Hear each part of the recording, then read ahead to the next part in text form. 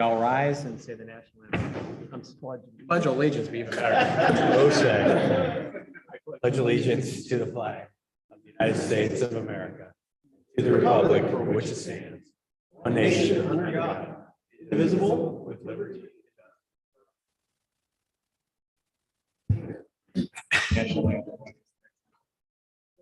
It would be memorable. Councilman Jeff Capel. Here. Councilwoman Jill Cole. Here. Councilman Lee Zerwanka. Councilman Brian Gath. Here. Vice Mayor Pramod Javeri. Here. Councilwoman Katie Schneider. Here. And Mayor Mark Sirk. Present. Second. Aye. And let's all pray for his mother.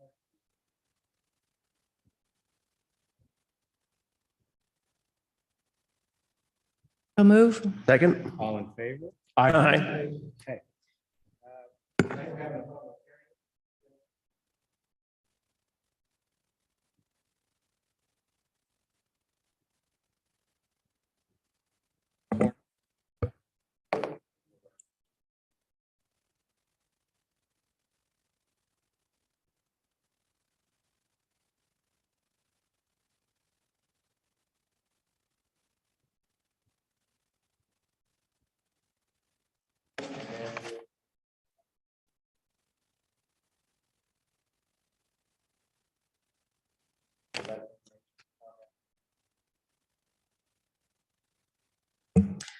At that point, we'll close the public comment portion and come back to council.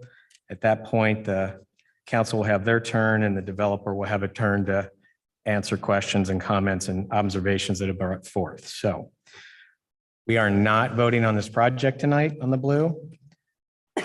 As we get to the public comments, at first, this will just be for the blue. Later on, we will have hearings for citizens for other issues. So with that, I'm going to turn it over to our city manager. So while developers setting up and getting ready for the presentation, just a reminder, this is a mixed-use development proposal. Planning Commission reviewed it, made a recommendation to council. Tonight, you will have a public hearing on it, and then the next meeting would be the potential vote, unless, of course, you were to table it. So with that, Dean?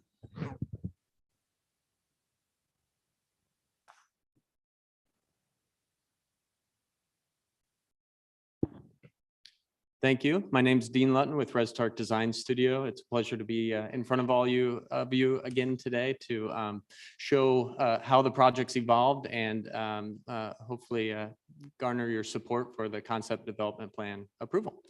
I'm going to start very quickly and show what you've seen before. So you remember where this has come from or how it's evolved over time. So some of the images that you've seen before.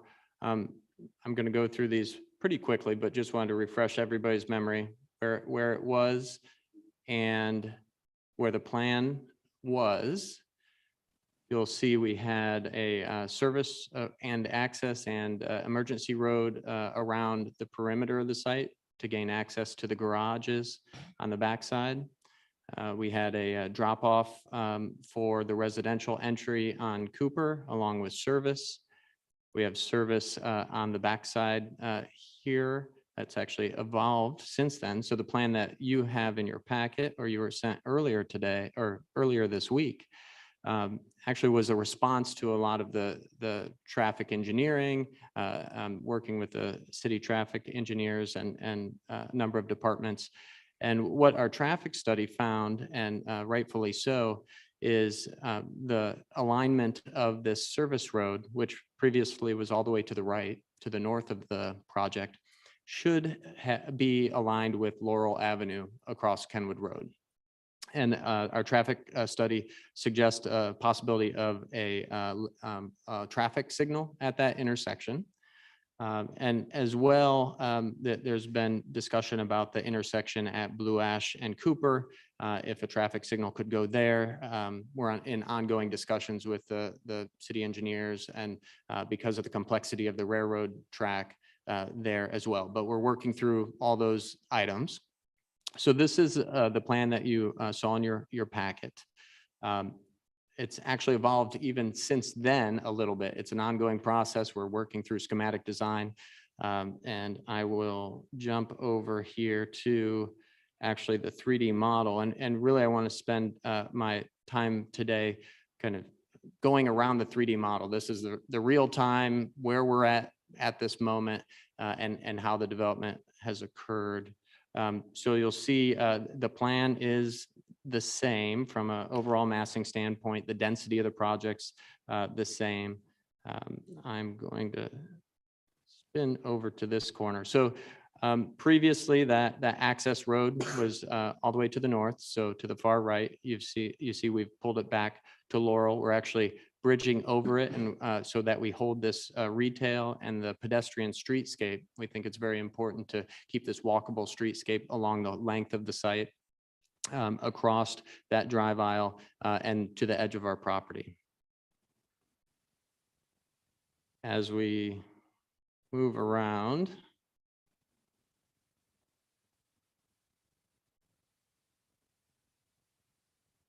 so much easier at my desk, not standing up. We still have the central park piece and access to the public parking in the podium beyond. One thing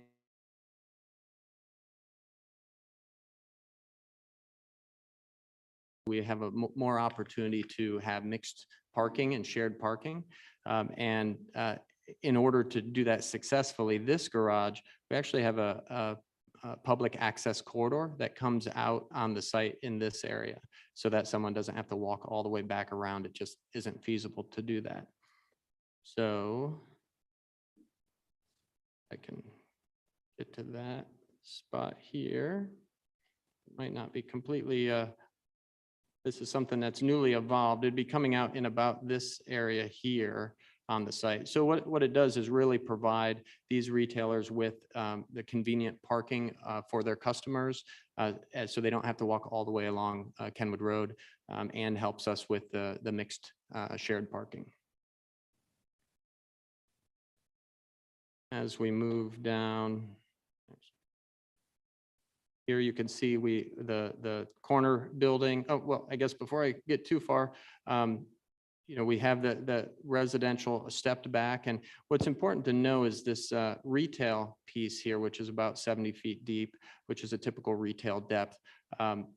In stepping the residential back, we're still on top of that retail podium. That retail podium is integral to the project. So from a construction standpoint, and we have others that can speak to this, we will be building the garage podium, the retail podium first, before we build the residential on top. So from a process standpoint, that commercial streetscape is there before we can even start building the residential above. As we move around, we're still working through this, and you'll see in the landscape design documents, it's gotten farther along than what we're showing here. We had that water fountain on the corner, and we heard a lot of feedback about, oh, kids are playing in this splash fountain and they're right at a busy intersection. Maybe that's not the best idea. So this corner is going to have art. There's art throughout the project. You'll see in the landscape documents that were submitted, it looks different than this. It's actually buffering the edge a bit more with landscape, low walls, the art piece, and then having that kind of central community place. So it's still a community gathering place. We've taken out that water element that draws kids right into it, because we don't want them to be right at that busy intersection. And we're working on getting low walls, landscaping, and other elements to protect those people gathering in that public gathering space from being too close to that intersection. Might be easier if I click on some of these links here. There we go. One thing that changed from the drawing you have, and the drawing you have, I talked about this residential entrance. After doing the traffic study and talking with the city engineers, having vehicular traffic service coming out here on the left-hand side and drop off for residential coming in on the left-hand side coming in, it really did not flow well, and it looked like it might be a safety issue, stop up traffic. So we re-envisioned that whole piece. What we did is we actually got rid of this service drive that came all the way through here, and you'll see in the model. And we moved the residential entrance to this end in order to get those cars that would be queuing up for drop-off, Uber, deliveries off of Cooper Road and into this portion of the site. I'll show you that in just a minute. And in doing so, we created not only for service and utilities and deliveries, but also for emergency vehicle access. They really wanted to see a way to get into the building in this area. So we've worked out, and I'll jump back to the 3D model. We've worked out an access drive. It's just one way coming in, and we've actually tucked in where we previously had an opening to the garage for just service vehicles to come out. We've tucked in service access into the building at that point. And then we now have a larger opportunity to landscape and to hide those elements, which before there was a lot more pavement in that area. So we think this is everything above and around it is still the same massing. We've just kind of tucked this in a little nicer. We're actually bringing most of our utilities in off Cooper Road in this location. So this corner retail and office building is, if I can pan over there, is integral to the servicing of the site because our utilities are coming in through this building, and then that is its pathway to get to the rest of the retail along Kenwood Road. So again, this commercial retail component is integral to the whole project. And then, so in doing so, and we're still working on the articulation here, we brought our residential entrance to this end off from where it was at Cooper Road. It's given us an opportunity to provide much more space for delivery truck temporary parking, future visitor or future resident parking. And when someone comes here and realizes I need to park in the garage, I can't leave my car here, they don't have to go back out onto Cooper Road to get to the garage. They just continue around. If I could pan over, can continue around here and go into the garage that's under here, which will give them access to that entry as well from the inside. So in all, the project itself has stayed consistent with the pieces and parts that were there originally.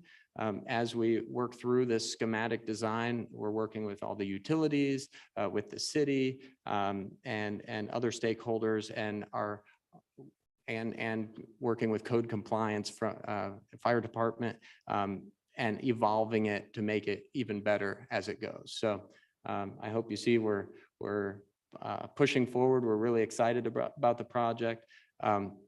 We have here we have our civil engineer. We have Turner, who's our contractor that we're working with on the project. We have Gail Frazier, our landscape architect as well. And we also have Greg from Circle Development if you have any questions. So we're here for questions when we get to that point, and would love to answer the best we can. Thank you. Thank you. We're going to move to the public comment section first, so you guys have first chance. When you want to come up and speak, please come forward, give your name and address. And it looks like we have a fair amount of people that might want to speak on this subject, so I'm going to ask that you keep your comments concise so others can have a turn. And if you agree with a previous citizen, please say so and try not to repeat their entire comments. The developer will be addressing comments, observations, and questions later in the meeting. Remember, there's not going to be any vote on this tonight, and citizens will have other opportunities to give feedback. Let's all treat each other calmly, with dignity and respect. And with that, I would open up the public comment session.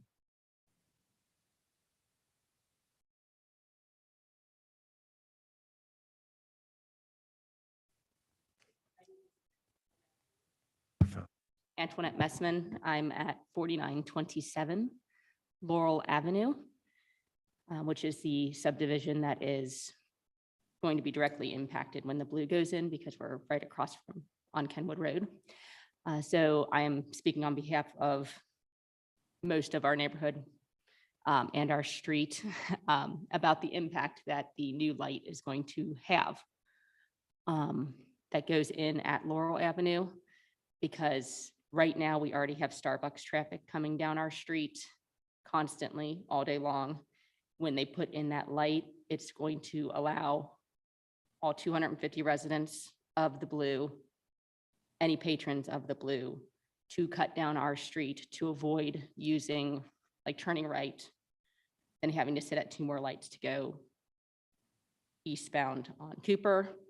And the additional light is going to also make people want to cut down Monroe and up Prospect to eliminate those 3 different lights that they're going to be going through with the added traffic that's there.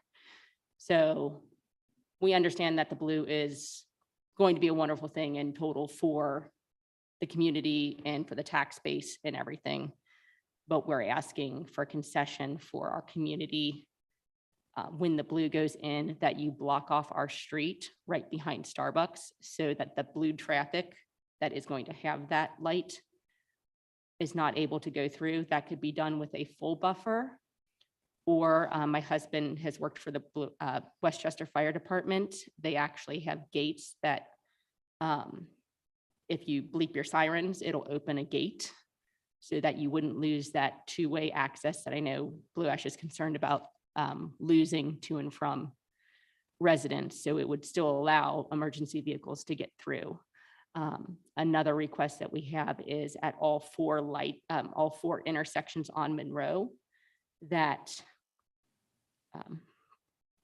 stop signs are put in so that somebody cutting through would then have to go through 4 stop signs. On Monroe, we typically have people going about 40 or 50 down that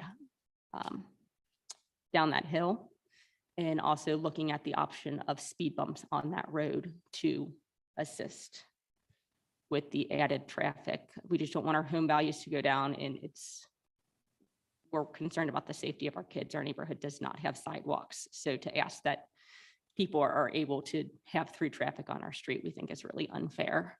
So we're just asking for those concessions with this build. Thank you.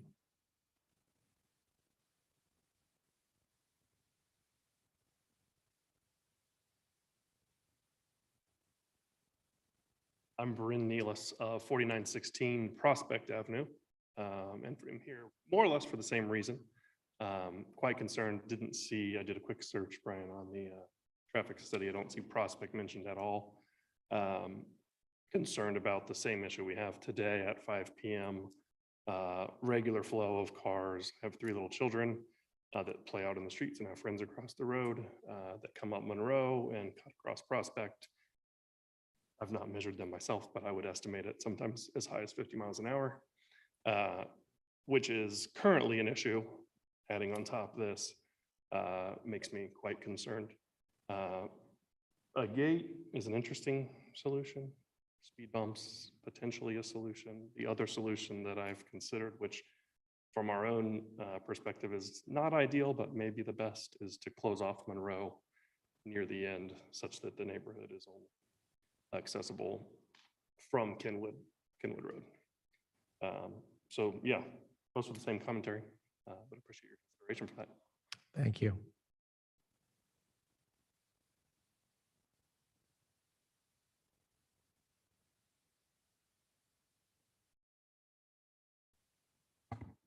Hi, my name is Rick Granick. I own a 2-unit commercial building on the northeast corner of Kenwood Road and Laurel, directly across from the side of Starbucks. And I guess I have some of the similar concerns that the first 2 speakers addressed, and mainly of traffic, of ingress and egress from the project. I mean, I would say overall, I love the idea for the project, and I think it'll be great for Blue Ash. But just again, concerned about the traffic patterns there. And the entrance to my parking lot is just, if you make that turn right onto Laurel, immediately you turn left into my parking lot. So I'm a little bit concerned about, overflow from visitors to the businesses across the street, using the parking lot the way Starbucks people do occasionally, that sort of thing. But also, of course, the overall traffic patterns. And I'm wondering if just putting in a traffic light there is going to be enough to handle traffic involved. Thank you. Thank you.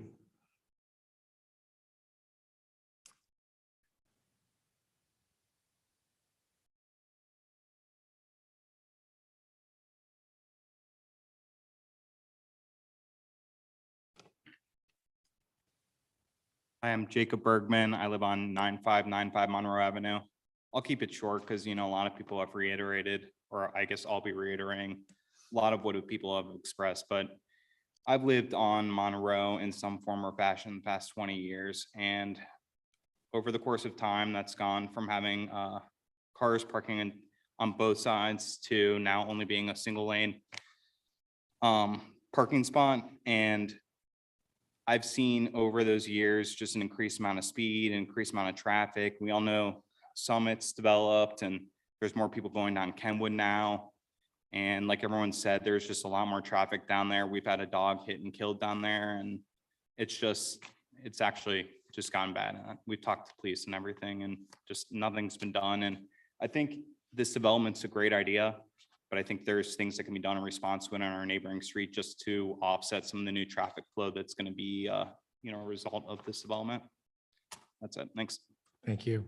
Mr. Nord, I saw you had your.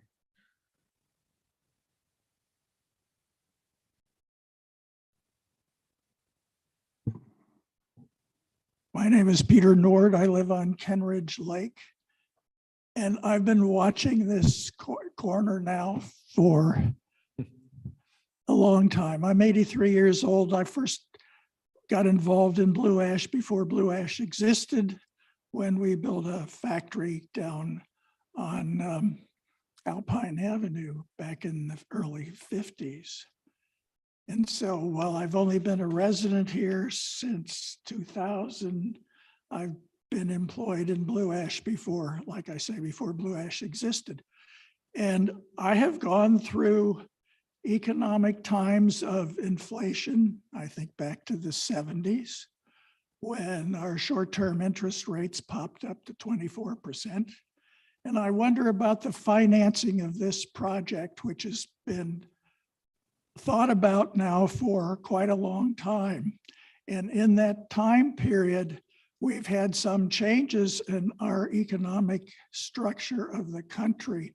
And we've seen material inflation, lead time inflation. And I think you need to be very cognizant of the financial structure of the people that are trying to develop this.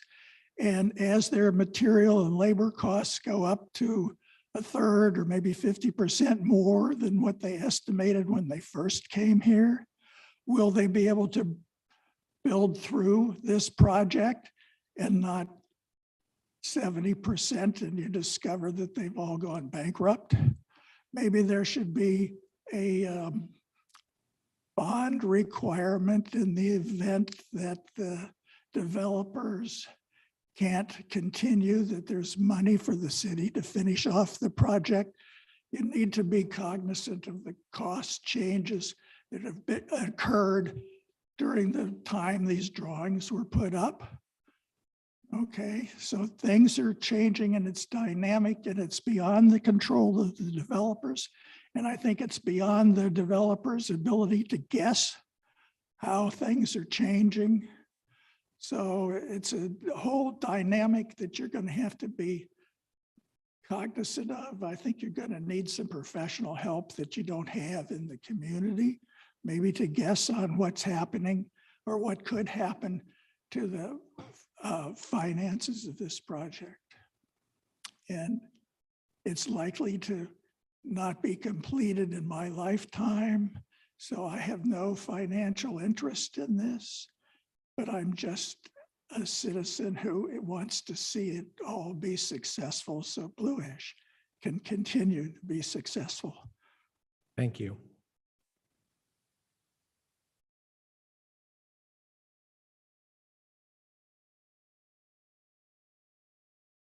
Mike Frazee, 5325 Cooper Road.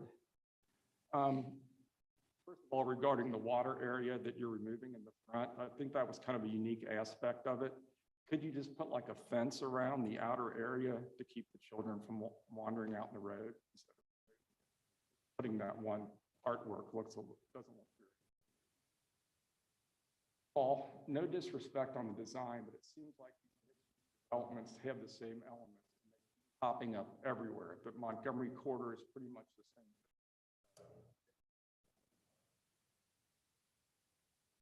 Not really based on what's needed, or is it just based on what's best for the developer? I'm generating properties, offices, and parks. I noticed if you search available office space in Blue Ash, there's a lot of available office space up and down Reed Hardman Highway. Trying to get tenants. Approach Summit Park, I noticed that they're still trying to fill in some of the retail elements under the bottom. I'm just wondering if this is really thought out kind of in a larger perspective of how it fits into the whole community. Really something unique versus something that's just kind of the same thing. Developer was leaving out any kind of a grocery element. All need to use all the time. It could be maybe an restaurant after restaurant after restaurant. Thank you. Anybody else?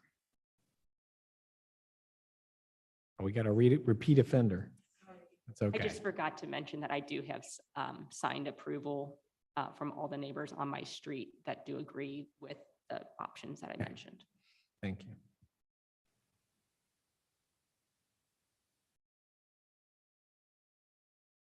Robert Dunaway, 4612 Cooper.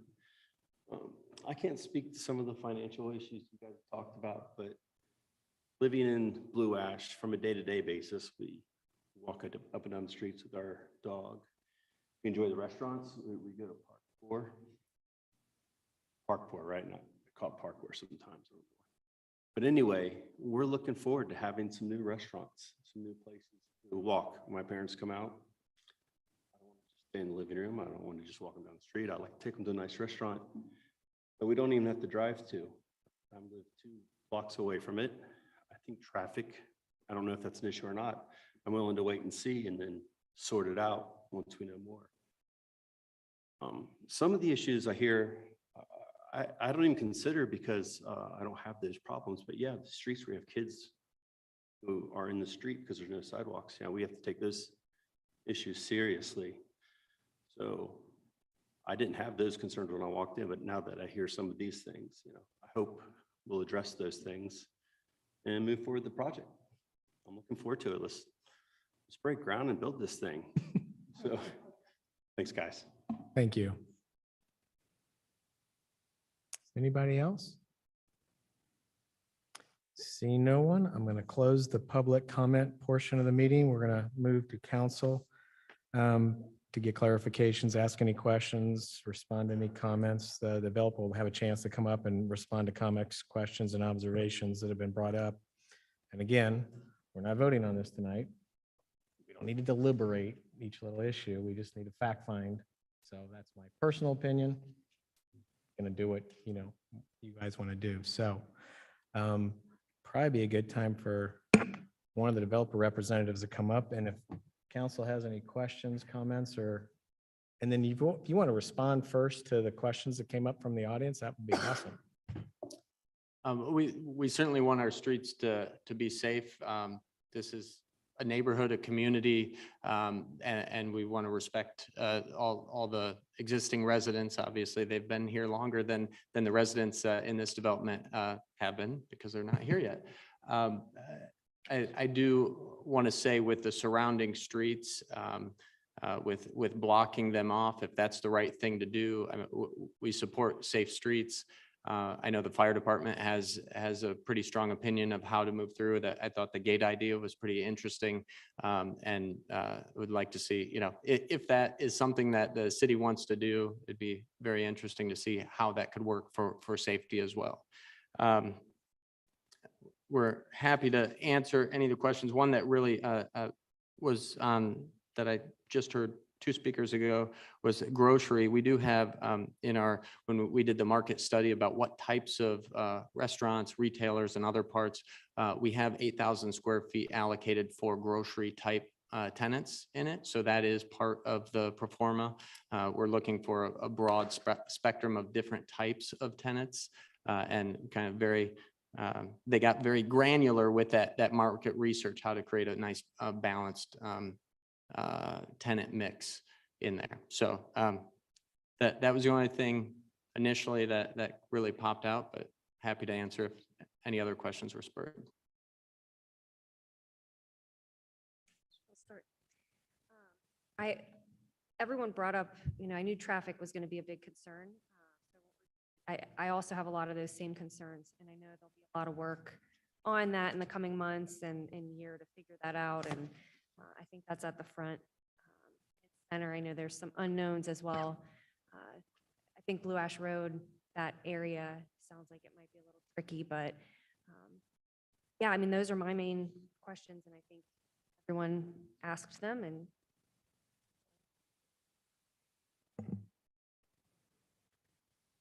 this is exciting. I love this. The corner element as depicted in the landscape drawings that were presented is very different than how it's came out in the original concepts. One of the things that I love about the original concept is it feels very welcoming as people, honestly, they're driving by on Cooper Road, but it feels like a very welcoming entrance to this project. My poor interpretation of a two-dimensional drawing that's provided in the landscape plan, it looks more walled off. It looks like, hey, this is our area that belongs to a restaurant or something, and it doesn't feel as welcoming to me. And so I hadn't considered when you said to give a feeling of protection to people who are sitting out there, that does make sense to me. I don't know how many people are going to be hanging out there. Is it more of a throughway? So I would encourage you as you look at that plan to figure out how to maintain, and maybe it's there already and I just can't conceive it. And then I'd love to know on the very corner, there's something that looks like a ceiling fan on this drawing, and it's not called out on the key. And there's a couple others, and I don't know what they are. I don't think they're ceiling fans. I don't think they are either. Gail can speak to that. There's definitely large art type pieces that the owner is passionate about, if you've seen any of his other projects. So I believe that's a placeholder for art here. Okay. And we've started to show something here. I'm sure it's going to be different than that. And Yeah. we're not even showing the right landscape. Gail, would you like to speak to the landscape? Gail Frazier. The concept is still just to get that right balance of feeling protected and not being like right there on the corner. So there's like layers. You can't see it, but it's short, medium, tall, and there's several spaces, even subspaces, you could say, in that corner space, but it's evolving. Still, yeah, there's lots to do, lots of details to peel back. What's the vision for how that, I mean, there's in the concepts where you have people, there's not a crowd of people in that area. How is this area envisioned to be used or activated or? Well, excuse me, sitting space, eating space, play space. It's still Okay. evolving. That it could be any of those and all of those. Meeting people, hey, I'm going to let's meet at the Blue, Sure, at that right. front corner, Take a fast carry out and then Right. sit down there instead of, yeah. Okay, cool. It's very exciting working for a client like Circle Development, because he's my favorite client. He's extremely, I don't know if you spoke about that last time, but at the Red, I don't know if you've ever seen the Red, but he just is the best client. I mean, he's the best person you'll have as an owner in Blue Ash. He cares more than any client I've ever had, always making things better. So I know that he'll put lots of art and love into all these pieces. Excellent. Thank you, Gail. One more thing that I had for you, the list of the buffer trees along the west side of the property. My copy is very difficult to read and whatnot. At some point, as we get that, I mean, that's a detail. At some point, as we get closer, I'd be curious to know more about that buffer and be made secure that it's doing a good job. Yes, it will be. As evergreen. you're designing it. Okay, Excellent. thanks. Dean, one last question. You talked about how the retail spaces were required in order to build the apartment spaces. Does that mean that they're built and finished out, or does that just mean that there's great big concrete pillars that will sit there and the first thing that goes up are the apartments, or how's that really work? So there will be, and we haven't worked through tenant agreements on that, but typically the owner would, Circle Development would provide either a warm white box, cold dark shell, whatever the tenant agreement. But the front wall, the front specifies. fascia is all done. Yeah, so the front fascia, yeah, it's not going to be open to inside. Well, we'll probably to facilitate tenant fit out, especially because a lot of the tenants will be restaurants and we'll have plumbing. Often we'll leave portions or maybe whole slabs out so that when the tenant comes in shortly after the shell is built, they can run their plumbing and sewer lines to exactly where they need it in the space and then pour the concrete slab for their location. But from a front, you know, the front is enclosed. And there's actually sprinkler heads in there. It's tempered, so it doesn't freeze until those tenants each finish out their spaces. Thank you very much. Thank you. Mayor, I'm sorry. One of the things when you asked me to kind of set this up, there is one thing that might be benefit for, I recognize council knows this, but for the audience, when Dean uses the phrase, it's still evolving and what have you, one thing I'll remind everyone, at this point, they're asking for concept approval.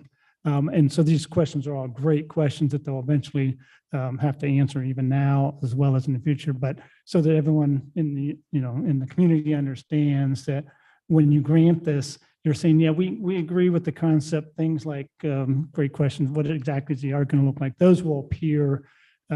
What happens with this process? You say, okay, we agree with the concept, now go spend even more money doing detailed design, and then they will come back months from now, 5 months from now, 4 months, I don't know exactly how long, but typically several months from now with a lot more of those details. And so, I know you're not going to deliberate on this, but I think it's important even for the audience to understand questions about traffic management and some of those things certainly are all things that will be looked into over months and months and months. So if you were to grant approval next month, that doesn't mean it's approved exactly the way it is, and none of those other traffic issues will be addressed. So that may give them some comfort to know that it truly is an evolving process. And then even after the final approval by the developer, things within our community, the various traffics can continue to evolve with council and what have you. So I don't want anyone to go away from this meeting thinking nothing got happen or whatever. It'll be kind of a evolving process, and it's not going to be a finger gets snapped and everything's magically solved in 1 or 2 meetings. So. Can I add one thing to that? What's interesting about the process, the concept development plan and the final development plan, in reading through the submission requirements for concept development plan, architectural elevations aren't on the list. But we think obviously this is a huge project. It's a very complex project. From a development standpoint, we have to know certain things work, and there's one thing comes before the other. So we're really trying to be a very good partner with the city on this and walk through as we're developing it, not just showing a plan because it's hard enough to figure it out when it's in 3 dimensions. But that's why we're trying to go the extra steps, not only show the elevations in the packet, but real time movie around the dirty model that isn't all figured out yet. And because we want to make sure this is the best it can be. So we really appreciate all your questions. Well, I don't have a whole lot to add other than I think having the 3D image really does help all of us that don't read plans for a living, and the letters are really small. They're harder to read the older I get, to be honest. But I That is- do appreciate the comments from the residents about traffic and safety. I think most people are really excited about this project, but we want to make sure that it's a good neighborhood and a good fit and that the safety is protected. And I would echo, I think, some of Brian's comments about, making sure that that corner is a really welcoming, inviting place where people want to gather. I just think that that would be wonderful if that could be accomplished. The fountain's appealing, but also fountains sometimes take a lot of work and money to keep running. So maybe there are other alternatives that can still give that same sense of inviting place. Yeah, some things I had. So question to the solicitor. Based on the city charter and how the legislation is written, is council required to give approval for the final development plans? And then my follow-up to that would be, would we be in compliance with the city charter if we amended the legislation to require council to give final approval?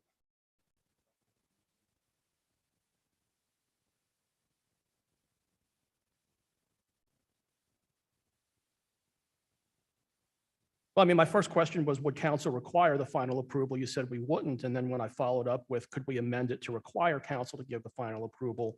You're saying we wouldn't need to. So I'm a little confused.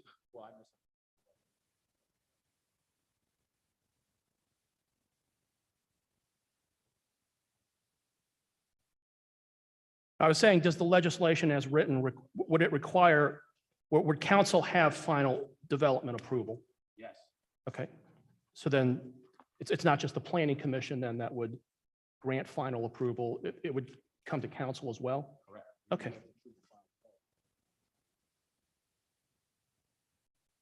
All right. Yeah, and I have some other things to go over too while you look through that. I think what you're asking is, yeah, the way, if it's a minor amendment and what have you, so you're getting to a procedural question, and that is, will council see the final plan?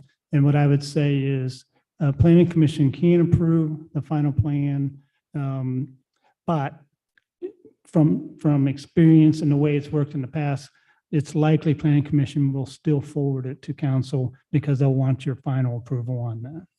Okay. And then two questions I have for the applicant. Following up on Brian's question about the landscape buffering on the west side, my question though was, my angle to it is, if you walk down there right now, there's already a lot of big trees, a lot of natural landscaping already there. Under your proposal, how much of that is planned to stay there and how much of that are you guys going to have to tear down? So our service drive on that side, let me try to swing over there quickly. Our service drive is 10 feet off the property line. There are utility poles that actually cross, and these are some other items we need to work through because there's utility poles with guy wires that are coming down onto our site. So those come along our site, go across the railroad track, and then come back to our site. So those poles, some of them are either on the property line or within that 10-foot landscape piece that we have between the drive aisle. So anything that we can save that's on our property, which isn't going to be a lot because it's 10 feet, we're putting asphalt down, and if we're under the drip canopy of those trees, that often will cause the roots to be crushed and those trees not to survive. But anything that is there that's viable, we're going to keep. And then we're also then adding planting back into that 10-foot wide strip. Okay, so then sounds like a lot of that's going to have to go, unfortunately. Yeah, there's not a lot of it that is within that 10-foot wide strip as it is. There's a lot all over the site. I forget what, do you remember, Gail? I know when we looked at it, there weren't a lot of pieces. There was a lot of scrubby things there that we would end up replacing with landscape along that strip. Okay. And then my other question to you is then if we went a little further west of that property line to Conklin, when I looked at the traffic studies, it was not measuring how the residents who live along that street, Conklin Road, How is this development going to impact their ability to make especially a left-hand turn out of there and to a smaller extent, a right-hand turn? I don't know that the traffic study spoke directly about that intersection. I know there was discussion with the railroad street or avenue directly on the other side of the railroad, and that was part of a big debate on whether we can turn left into or if there's a traffic light there, because we don't want to block that road. So right now on this intersection, there's not a traffic light planned there. It's still through traffic without stop signs on either side, because that would back traffic up into Kenwood. So that's the current recommendation. But I don't, to your question, I don't know specifically how it impacts. I know the traffic study talks to each of the intersections at our site, how many new trips are going in and out. So I might be able to be interpolated how many are coming from that next street. Yeah, I was hoping the study would have looked at that, because already if you live on Conklin or if you're turning out of there, especially during rush hour situations, it's already not a day in the park to make a left-hand turn out of that road. And that's without any development at that corner. So I'd be interested in learning more about how this is going to impact the residents on that street. It's not just the other side that is going to be dealing with traffic issues. And then just my last thought, I mean, I know we don't need to get into a lot of deliberations, but this one I wanted to just mention now, given the importance of it and that it's not something that just gets resolved in 5 minutes, is one of the things that complicates this development is that the developer doesn't actually own all 3 parcels. The developer owns the northern 2 parcels. We as a city purchased the corner parcel for $4.3 million. And so we have what complicates the financing of it is then we have to figure out how do we want to deal with this very valuable piece of property that we put $4.3 million into. And it's going to be very important that this gets resolved before we would pass any kind of ordinance like this. Because when you look at things from a bargaining position or negotiating leverage perspective, if we were to approve this ordinance and the developer then owns the entire development, but then we technically still own that lot, there's nobody who's going to there's no opportunity for council to then sell off our interest at fair market value. Because for one, there's no outside buyer in that situation. An outside buyer has no interest in buying a piece of land that they can do literally nothing with, because the developer owns everything above the land. And even if we went to the developer after we approved an ordinance and said, hey, we'd kind of like to get rid of this property, how much will you give us for it? Well, when there's only one party you're negotiating with and they don't truly need the property at that point, you're not going to get fair market value or anything close to it. So if we're going to make sure that we get the value out of that property that we should, we need to make sure that that issue gets settled either in the legislation itself or in a separate agreement before the legislation is passed. Because I can tell you one thing I am not going to do is hand over a valuable piece of property for nothing or for a fire sale. This is something that again, let's make sure we understand how bargaining position works. We've got to make sure we are dealing with this issue before or during the passage of this ordinance, or we're going to be out we're going to get nothing essentially for a very valuable piece of property. Excuse me. So I'm new, so the process gets all goofy to me. If this legislation were passed, this is just the concept plan, and they still can't build anything until the final plan is approved. Before the final plan is approved, wouldn't that give you another opportunity and they're into it even more now. They've done all the design. It's more, that land's even more valuable to them than it was today. Is that right, or do I misunderstand? To a point. I mean, my take on it would be that your bargaining position to get the closest to fair market value you can starts declining after you would pass a concept plan, because once you pass a concept plan, you're already like 90% of the way there. There's not really much basically who's going to pay and how much for a piece of property that they're not going to be able to that they know that they wouldn't be able to do anything with because we've already been this far down the road. At least that's my take anyways. We don't deal with this issue very often, as you can imagine. And then, yeah, those were my questions and thoughts. So, go ahead.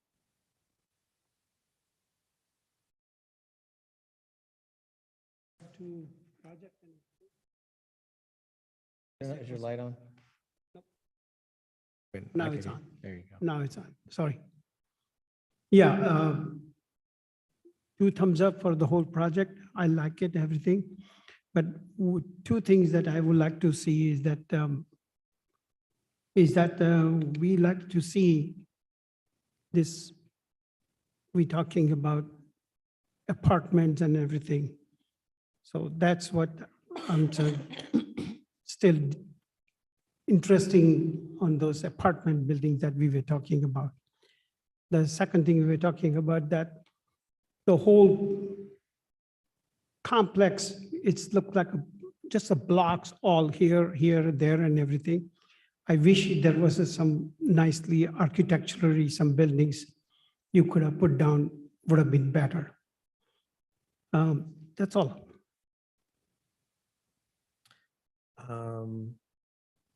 My council mates really asked most of the questions. I do think the corner is incredibly important.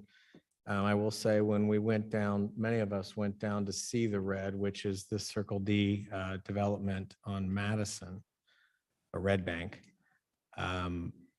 Circle D goes above and beyond on the artwork, and even in the parking garage, they had very interesting artwork pieces that you certainly didn't have to do.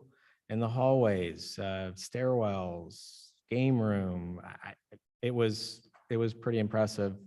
Apparently, the owner is very in tune on making it kind of a comfortable place where they could have thrown up some pictures and, they really went overboard and over the top. So I will say that I assume when we get to that point, that corner will be very inviting, whether it's moving interactive art, a fountain, whatever ends up happening. If any indication of how the red was handled, there will be a very nice inviting corner there. And that is, I think, extremely important. Last, I cannot thank the residents and citizens enough. This was the most productive way to get your points across and your concerns and your comments that I think it's kind of a model for other city council meetings. We usually, it goes well, and this was just unusually well done. And thank you also for being so calm and cool, and know it's a passionate subject. And I really want to thank you all. So, Mr. Mayor, before you close. yes. For your information and perhaps for the residents to know, a lot of concerns about traffic, and many of us share those same concerns. And there are substantive meetings. I was in the meeting this week just asking about these things and what ifs and how, and I was very impressed with how the administration gave assurances.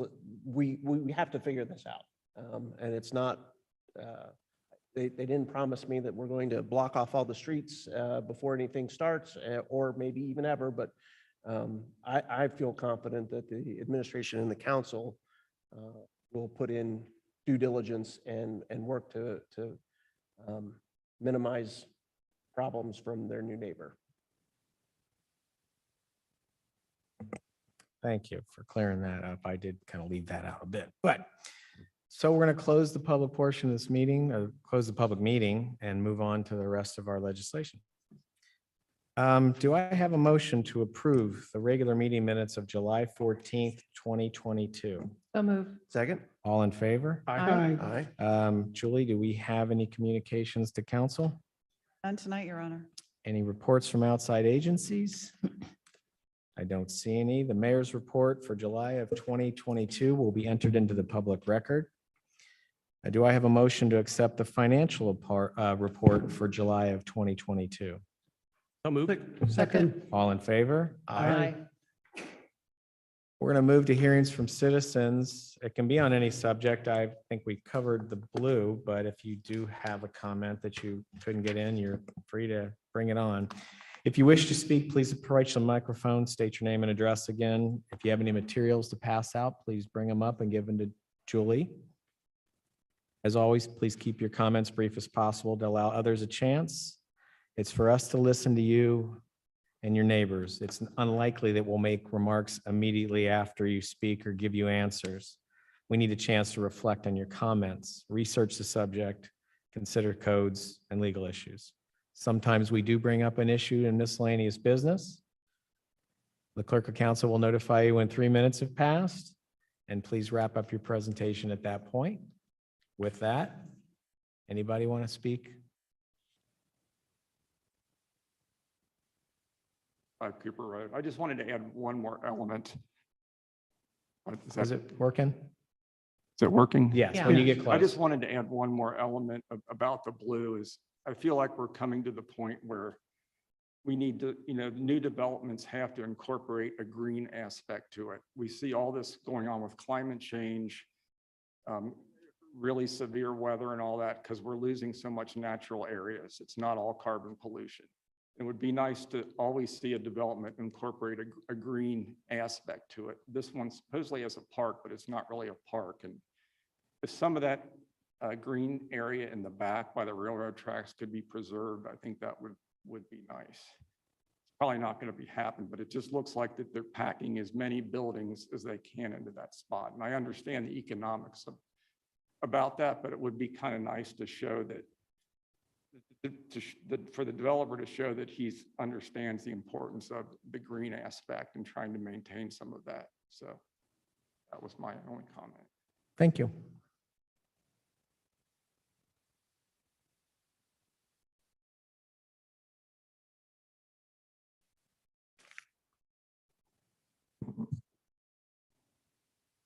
My name is Peter Nord.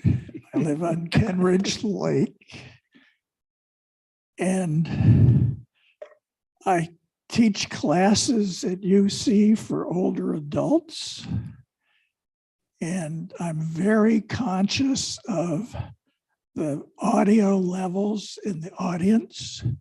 And I would think it would behoove us all if you guys would come here one afternoon for half an hour or an hour and practice speaking into the microphones. We cannot hear the legal counsel's opinions when his microphone is pointed away from his mouth. And others forget that the microphones require some close talking, that if you don't stand close enough, there's not enough voice power to turn on the microphone, which is voice activated. And so I would suggest that you have each individual sit in the audience for a little bit and you read the dictionary or Shakespeare or something just to get the voices out, and take turns so you can see what kind of microphone discipline is required for everybody to hear. And since this is being broadcast, the voice of the legal counsel, I'm sure, did not go over the airways at all. So the people out in the world think that he has no voice at all and that we're somehow suppressing his legal opinions. And I don't think that's necessary. Okay. And notice one of the significant problems with the development is traffic. Okay, so 100 years ago, back in the last century, when I was president of the Blue Ash Industrial Association, we met monthly with the previous city manager and the heads of industrial corporations in Blue Ash. And every time we met and there were questions to the city, it was always about traffic. Traffic is a historical city problem. It is not new. Every development that you have is going to have questions about traffic. So get used to it. Thank you. What else? Seeing no one else, we're going to move on. We're going to move to committee reports, and Councilwoman Cole is going to take over for Councilman Zerwanka. Thank you, Mayor. Julie, could you please read resolution number 2022-40 by title only? Providing for amendments within the 2022 annual appropriation resolution number 2021-64. Move to adopt resolution number 2022-40. Second. This is just a rather straightforward budget adjustment due to higher fuel and diesel costs. It also provides for $8,000 for training for 4 fire employees and recognizes the increased income and also some increased expenses from Cooper's Creek. Do you have any questions or comments? Julie, will you please call the roll? Councilman Capell, Yes. Councilman Gath, Yes. Vice Mayor Javari, Yes. Councilwoman Schneider, Yes. Yes, Mayor Serkin. Yes. 6 yeses. thank you. Julie, could you please read resolution number 2022-41 by title only? Resolution authorizing the creation of the opioid settlement fund. As council will remember, we previously voted to participate in 2 opioid settlement agreements. We received the first money, and so I think it's by Ohio law, we're required to set up a separate fund to track and account for this money. Questions or concerns? Thank you. Julie, will you please call the roll? Vice Mayor Javari, Yes. Councilwoman Schneider, Yes. Councilman Capell, Yes. Councilwoman Cole, Yes, Councilman Gath, Yes. Mayor Serkin, Yes. 6 yeses. great. Julie, would you please read resolution number 2022-42 by title only? Resolution authorizing the city to utilize an employee dishonesty and faithful performance of duty policy through Miami Valley Risk Management Association in lieu of surety bonds. Move to adopt resolution number 2022-42. Second. This one's a mouthful, but I think it's rather straightforward. Our charter requires us to purchase surety bonds for employees who process funds or manage assets, including the city manager, the treasurer, and the tax commissioner. There's been a recent law change in Ohio law that allows us to instead use part of our policy that we get from Miami Valley Risk Management Association. And it covers employee dishonesty and failure to perform and so forth. And one of the benefits of this is, number one, it's going to be much more efficient. And the other is we'll have a higher level of protection than we do under the current surety program. So I think it's a pretty good benefit for all of us. And again, thanks to a recent change in Ohio law, the city would like to make this change to our procedure. Any questions? Just one question from me. On the face of it, this all looks good. Are there any drawbacks to this? Barry or Brian? I don't think so. In most political subdivisions, including townships, who have the opportunity to do this very thing because you have better coverage and sometimes at a less cost. So Okay, it's the thanks. best of both worlds. Anyone else? Julie, would you call the roll, please? Councilwoman Schneider, Yes. Yes. Yes. Councilman Gath, Yes. Councilman Capell, Yes. Mayor Serkin. Yes. 6 yeses. Thank you. Now I'd like to move that we authorize the transfer of real property, parcel number 612-0060-0145-00 to Patrick and Karen Eberall with no further requirement to solicit additional bids. Second. Thank you. This is, again, fairly straightforward, and we'll talk about the details of it in the resolution that follows it. It's just recognizing the fact that because of the small size of this parcel and the lack of it being, having any marketability to anyone else, this is the most efficient way to handle it. Any other questions or comments? All in favor? Aye. Any opposed? Okay, the motion passes. Now, Julie, could you please read resolution number 2022-43 by title only? Authorizing the city manager to negotiate and thereafter enter into a contract for the transfer of city-owned real property at 9209 Floral Avenue, parcel number 612-0060-0145 in the city of Blue Ash, Hamilton County, Ohio. Thank you. Move to adopt resolution number 2022-43. Second. Okay, again, this is just a small parcel. I think it's Yeah, 0.09 acre. So does anybody need an explanation of this? Are we No. good? Okay. Any questions or comments? We Gordon, won't get- have to mow it anymore. I know We're Gordon's going to save a lot save of money. so much time Yeah. too. I mean, I know, that's going to be great. Anyone else? Okay, Julie, please call the roll. Councilman Gath, Yes. Councilwoman Schneider, Yes. Councilwoman Cole, Yes. Councilman Capell, Yes. Vice Mayor Javari, Yes. Mayor Serkin. yes. 6 yeses. That's all I have, Mr. Mayor. Man, what a pro. I've never done it that well in 8 years. Thank you. We're going to move to Parks and Recreation Committee, Councilwoman Schneider, chairperson. Mr. Mayor, Julie, could you please read resolution number 2022-44 by title only? Authorizing the city manager to enter into a professional services contract for the rental and installation of a temporary ice rink at Summit Park. Move to adopt resolution number 2022-44. Second. This is our annual ice rink at Summit Park during the winter. We've committed to doing activities and things in the park through all seasons to attract people, keep the activity going. So the ice rink is, I don't know how many years we've had it, but it's been several. Any other questions or discussion? Just wanted to clarify. For some reason, I thought it didn't run into January, but this reads that it's November, December, and January. It's changed from year to year, correct? Sorry. Thank you, Chris. First weekend of January is the last. So it used That's to what- go to is it Martin Luther King Day when the kids were out.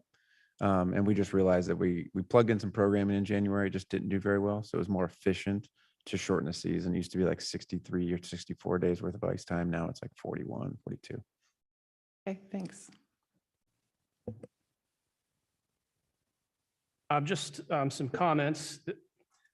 So the first question was talking about how long this has been open, and over the years, the amount of days this has been open has been rapidly declining.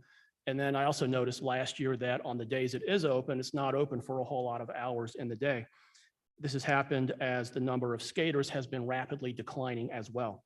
Then if we look at the financial performance over the past 3 years, we've averaged expenses of just under $200,000. I mean, total expenses. The legislation here is just a setup, but when you set something up, you then have to operate it. So total expenses have been just under $200,000, while revenues have been just under $52,000. So we are taking a significant loss on this activity. Now, just because it's an activity doesn't mean it has to break even. Lots of things government doesn't make money or break even, but this is a private sector function. And in fact, if you wanted to go ice skating, you can go right down the street and go ice skating. And then you can go a little bit north of that ice skating rink and go to another and ice skate there if you want to. So we're losing a lot of money on something that's not even providing a new service. We're simply duplicating a service that already exists and exists very close to this skating rink.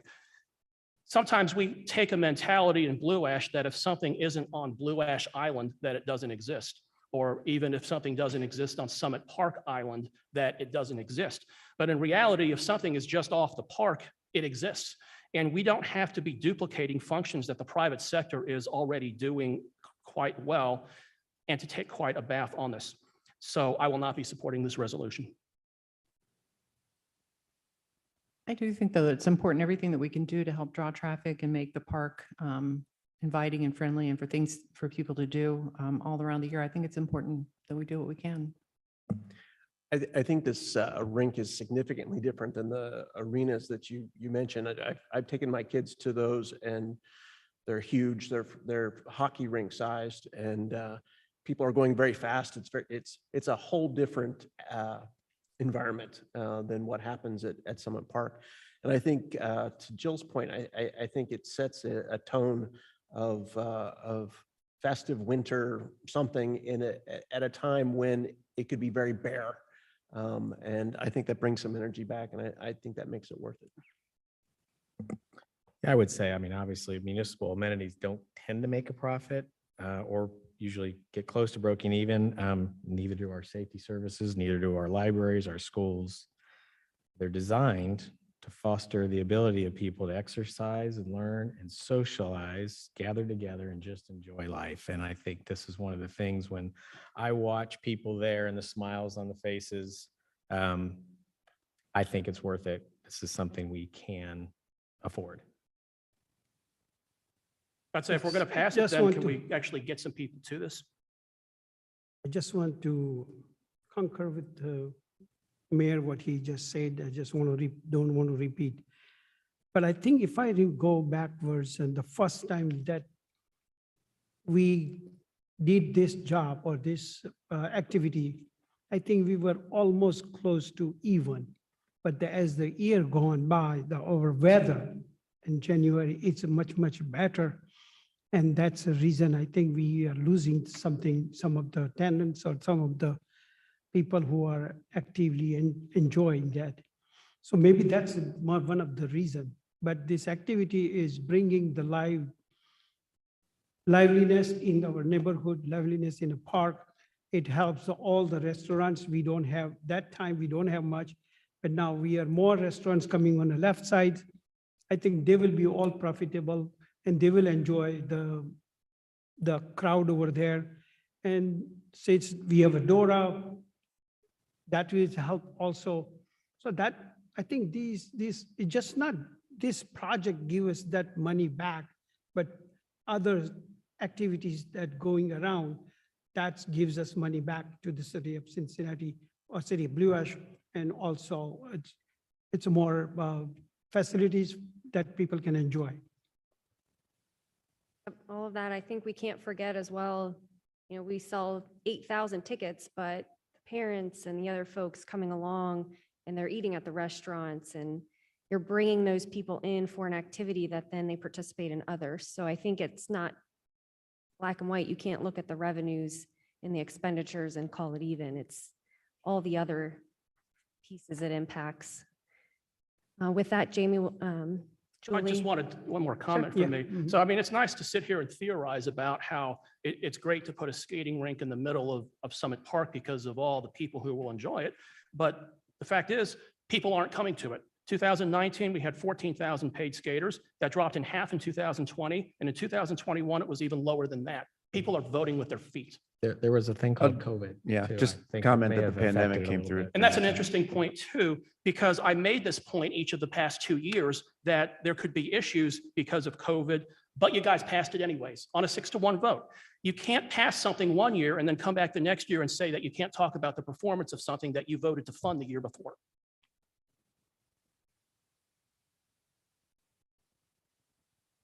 Julie, will you please call the roll? Councilwoman Cole, Yes. Vice Mayor Javari, Yes.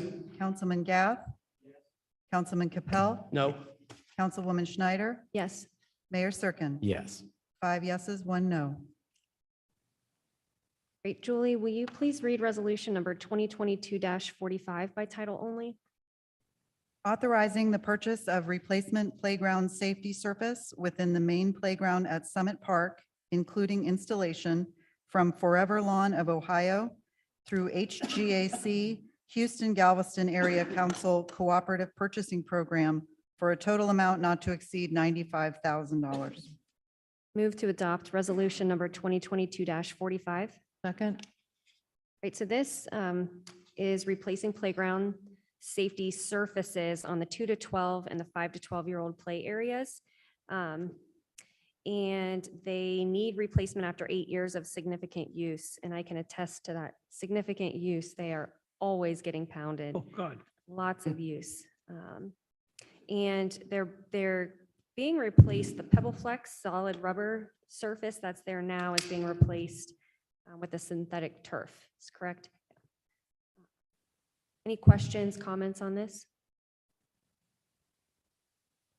Right, Julie, will you please call the roll? Councilman Gath, Yes. Councilwoman Cole, Yes. Councilwoman Schneider, Yes. Vice Mayor Javari, Yes. Councilman Capell, yes. Mayor Serkin. Yes. 6 yeses.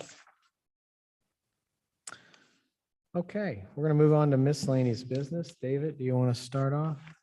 Yeah, Kelly sent you a memo just highlighting the political signs and didn't know whether that was anything you wanted to discuss, whether you like it just the way it is, but as highlighted in there, we do find this source of conflict on number signs, how often they're out, sign complaints, how often we remove them.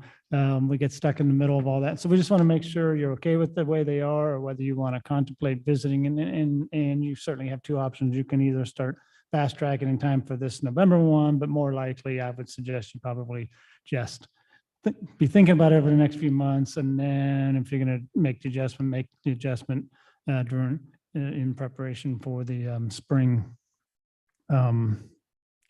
primary, because we do find that candidates are putting more and more signs and being more aggressive I about it. noticed that, And we yeah. used to have, everyone just kind of played nice, and there's just less of it now. So If we can't limit, and we're talking about, for the audience, about 7 public sites. And if you notice this last primary last week, one of the candidates put up 7 signs, the other put out 7 signs, and there was 8, and it was 8, and it was 9 and 9, and it got a little out of hand. So to the counselor, and I know we've talked about this, the question is, can we limit people on public land to 1 sign and a maximum size, or can we not? The size you can. The number gets a little more hairy when you start limiting on content. That's the problem. And so you can't limit on content. Once you open you don't have to have the signs at all. But once you open the forum, you can't discriminate on viewpoint or content. Which means 2 of the exact same sign are content? Correct. Could a candidate be limited to square feet, not just one physical sign? So if you want to do it 10 feet in 1 sign, or if you want to do 10 1-foot signs? Any sign, not just, see, once you start distinguishing between this political sign can do this, but the real estate sign can do something else, then you're running into problems. Not my rule. We don't allow other signs. I'm saying, could the rule, instead of saying you can have 1 sign, could we limit the number of signs per candidate or per issue or per whatever you want to do to a total square feet? And therefore, if you wanted to put up 10 signs for your candidate, they'd have to be 1-foot signs, or you could put up 1. Does that make sense what I'm saying? The mayor's not. Yes, to us lay people, that makes sense. To the case law that he's explained over and over and over to me, because we would have to actually physically read to say that's the same candidate. Now we're judging content. Thank you. So I, in jest, said to the mayor that I would think that one of the solutions to this would be to outlaw all signs except in general elections on odd years. Well, for Brian, every 4 years, actually, is what he's looking for. Well, I'm willing to allow all the council candidates. Could you say not in the primary? Could you pick years like that, or? You certainly can say, we're not going to have the public forum at all. That's no problem. Could I have the public forum only in certain years? Yes. I Yes. think we've got to make it manageable though for, city staff and for everybody to understand what the rules We want are. the same rules. The only thing that I appreciate this forum for is that as a new candidate, it was nice to have some place that I knew I could put my signs.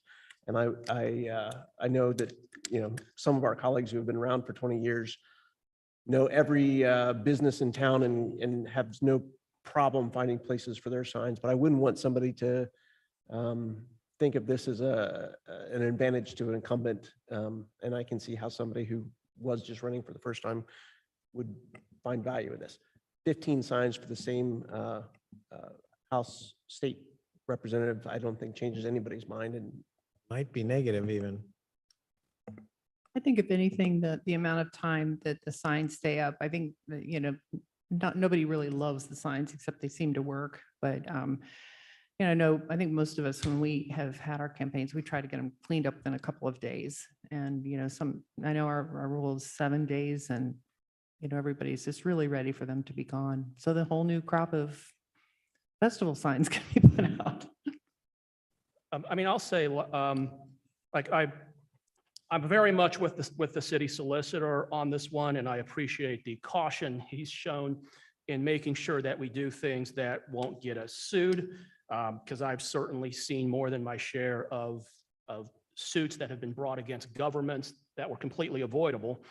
And personally, I'm very much on one side of supporting the First Amendment and the rights of people to express themselves.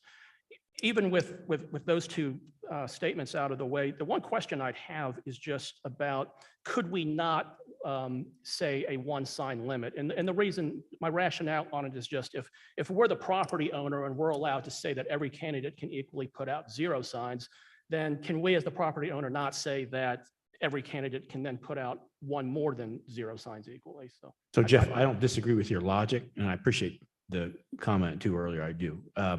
But the way the case law reads, once you look at the sign to determine any distinction, meaning one only, one here, one this, and then it gets to start determining. So let me give you for example. In fact, David and Kelly and I had an hour-and-a-half discussion about this last week. What happens if you have, let's say, vote for not a candidate, vote for a candidate. I'm not going to make up a name. Vote for a candidate. And then you have an outside group saying, you should vote for a candidate. Well, is that a different sign? Well, yeah, in the sense that 2 different entities put it up, 2 different entities funded it. Is the same sign because you're asking for the same candidate? What about this? That's not the best example. A better example is vote for a candidate, and then the Republican Party, assuming A is a Republican or Democrat, doesn't matter, says vote for the Republican candidate. So is that a sign now? Because that's also saying vote for a. It just is a mess that I think creates even more enforcement problems for the city. So we can say no at all, but once we start opening that form, and some enterprising attorneys, and there are plenty of enterprising First Amendment attorneys that would say, you're distinguishing on content, we're coming after you.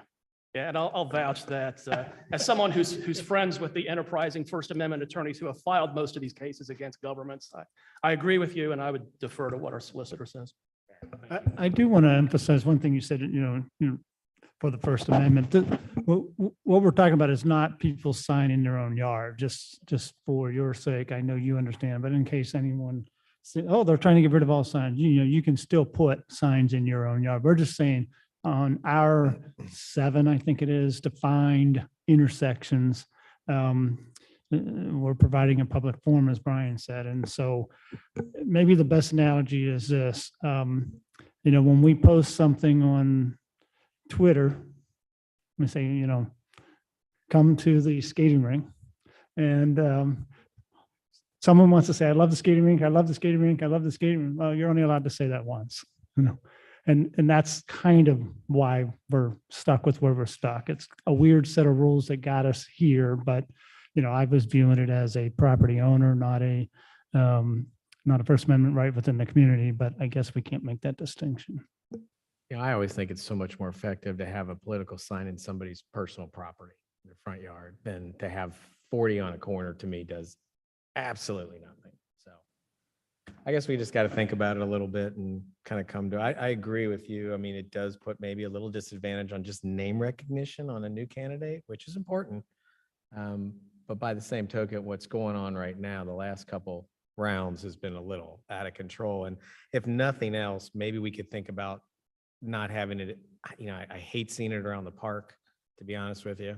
That's a sensitive subject. Maybe we just limit the amount of places to just a handful, and that's it. And then go to town. If you want to kill Reed, Hartman, and Cooper, have at it, One question though, do political signs, are they the same as signs for festivals or other things like that? Or are they separate? No, that's the problem, is when you start making that distinction, that's where you get into trouble Right. in the First Amendment. So if we said no political signs, we're also saying no signs for church, or no signs at all? Yeah. Well, just to be clear, we don't permit signs at all, except for during a defined period. There you go. So if you're advertising your church festival, if it isn't during our time, our defined period, you can't put it there anyways. Okay, It's only well, that. people are. Oh, I think we remove them when. Okay. I mean, that's the other complaint. It's a drain on staff. We Right. upset people all the time. We upset both candidates. One candidate says that the church is upset. Everyone's always upset because they see us out there pulling. It's just their sign we pulled. Right. I have a couple questions. So our options are, of course, no across the board. We can adjust the time, right? The 45 days is adjustable. The size and then quantity, that's the other issue. We have no say over that. Do we have, not that I would encourage this, but do we have the ability if somebody goes beyond this to fine, or is it just remove the signs, the only action that we have? You could impose a fine, but now you have enforcement problems. Number one, who did it? Do you have cameras? You know, who are you gonna cite? And I would assume the chief is back there starting to grab his head going, how do I enforce this? Let Kelly and David enforce this. I don't want any part of this. So I think Paul do it. the answer is yes, we could. The enforcement would be the issue. That answer. Okay, we beat that into the ground pretty good. All right, Kelly. Yes, a couple of meetings ago, council approved a local match of funding for the former P&G East Brownfield remediation project. And I just want to thank council for their expediency in doing so. There was one more round of funding that opened on July 1. They had $30 million left and they got $130 million worth of requests within the first day and a half and had to shut the portal down. So we most certainly would have lost out had we waited. So I really thank you for approving that. And then I also wanted to let you know that not only was it asbestos remediation and demolition of the buildings, but there's also some on-site infrastructure occurring as part of that grant. And we had talked in the past, some of you might be aware of this, a need for a connector road between Reed Hartman and Grooms to help open up that site for redevelopment. Can't fund it all, but a portion of that road will be built with those funds as well. So you've probably driven by and seen they're starting to strip some of the interior, I think, out of those buildings. And then at some point you'll see the portion of the road go in as well. That's all I have. Can you confirm the media reports made it sound like the buildings might not come down as part of this, and that wasn't my understanding. Can you tell me, are the buildings included in this demolition? Will they be gone? They will be, unless we had a prospect tomorrow that said, boy, I love that building. I think they'll be down soon. I see you, Paul, back there. You've been given other jobs from apparently. Chief Noel, Rachel, Dan, wow, Sherry, Gordon. Yeah, just quickly wanted to give a quick update on the roundabout project at Plainfield and Hunt. So the project is moving along. We have within the end of the week and into Monday, they are going to be paving part of Plainfield Road. Once that paving gets done, they're going to start striping for the next phase. So the next phase will be turning that intersection of Plainfield and Hunt into a single lane roundabout.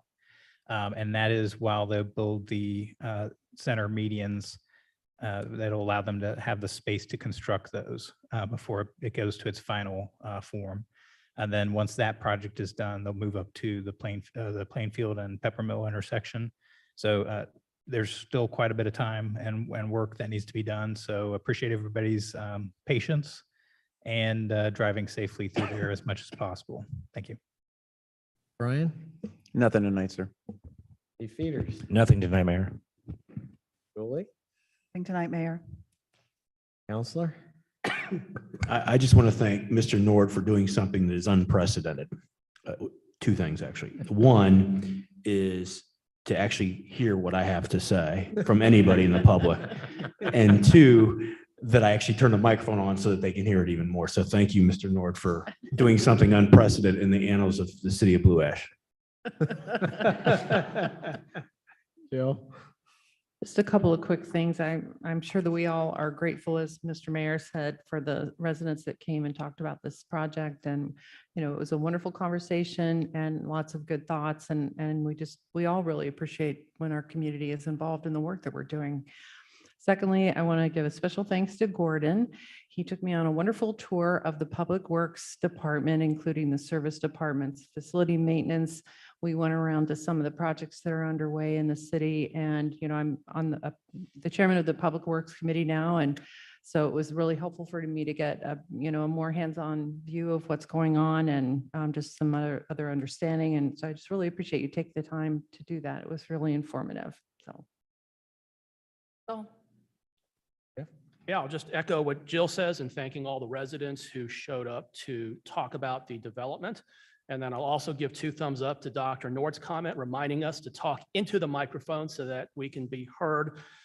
I know during my work career, there were so many times I would listen to people who were talking only to the people, who were right near them and nobody else could hear them. And the way I always put it to them was, look, talk to the furthest corner of the room. Make sure somebody standing in the furthest corner can hear you. And if people did that, they can be heard. So thank you, Dr. Nord, for reminding us to be good on this. Davey?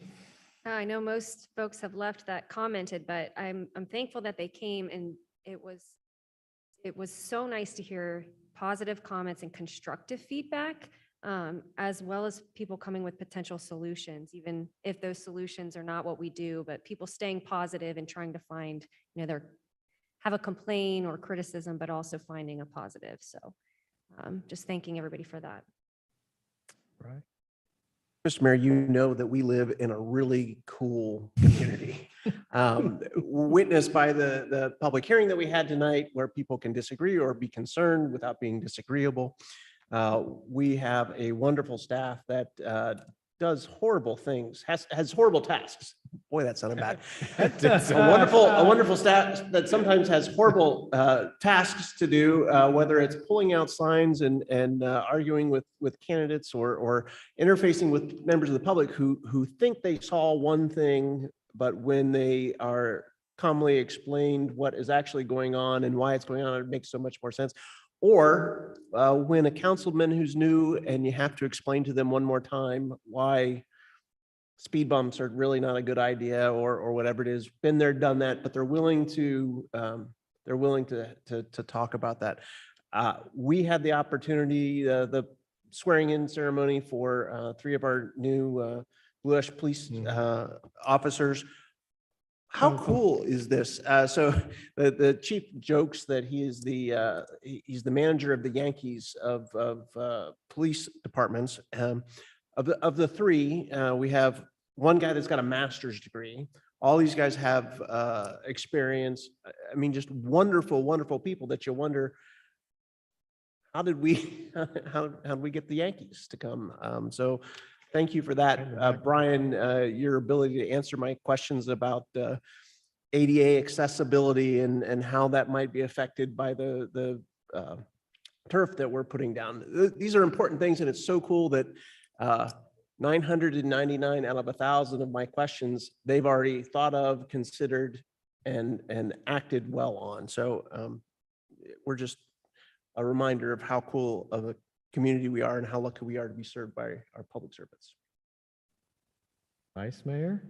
I just have 2 comments. One is just, I want to thank, just like others, community involvement in our project, their thoughts, their considerations, questions, and at the same time, they have solutions suggesting us. So it was very nice of them, all them, to come over here. So I want to thank you them coming over here. And the last meeting, I talked about this to the police office, Scott, that we have a lot of traffic on a pepper mill farm. So I asked you to put down the speedometer over there. See if it's possible for you to put down a speedometer to control the traffic there. Oh. 2 things. I know that there's going to be a reasonable way to keep safety, the fire and the police safety equipment to get to those areas on around Kenwood Road, Laurel and I'm forgetting the other street. Prospect. All those. Yeah, I mean, one of the sensitivities, obviously, with police and fire is not to make them take another 20 or 30 seconds to get to your house. And that is, a concern. But I know there's got to be ways we can figure out that can do it and keep access just as quick. Brian brought up something about the 999 questions, and that is something that I've thought about for years, but I've never said it that clearly, is that it's amazing when I have a question, how often it's been thought through, every angle's been thought through, positives and negatives of each decision. And I really appreciate, before it even gets to us, it's been vetted so much that our job is a lot easier because they've already thought about every angle, about every issue. And really, thank you all for that. I've never brought that up, but Brian brought that up so clearly. So with that, I would entertain a motion to adjourn.